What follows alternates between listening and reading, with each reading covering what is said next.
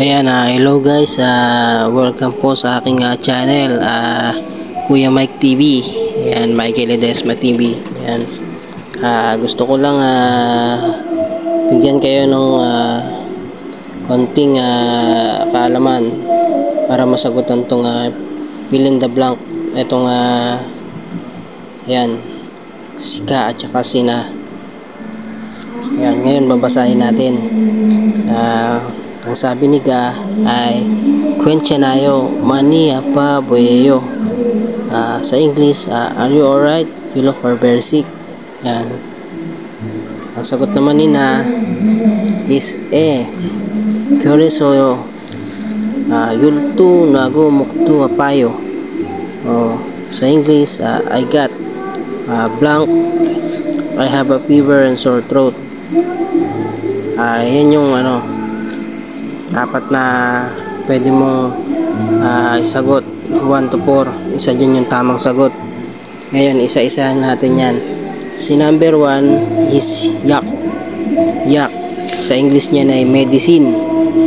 Medicine. Si number 2 naman ay byongwon. Sa English ng byongwon is hospital. Yan, hospital yan si byongwon. Si kichim naman ay sa English niya ay coat. Coat. Tapos sa number 4 naman ay si kamgi. Kamgi sa English noon ay flu. So, isa dyan yung posibleng tamang sagot. Ngayon, ulitin natin babasahin natin. Sika, Quenchanayo mani apa puyeyo. Sa English, in English, are you alright? You look very sick. Ang sagot naman ni Na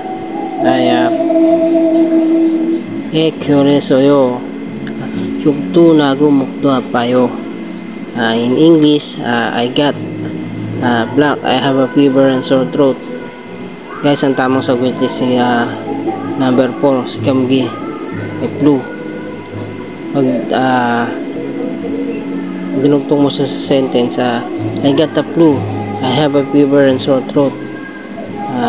Sa Korean, kamgie kyoresoyo yugtu nago mukto apayo. Ayan guys, sana may natutunan.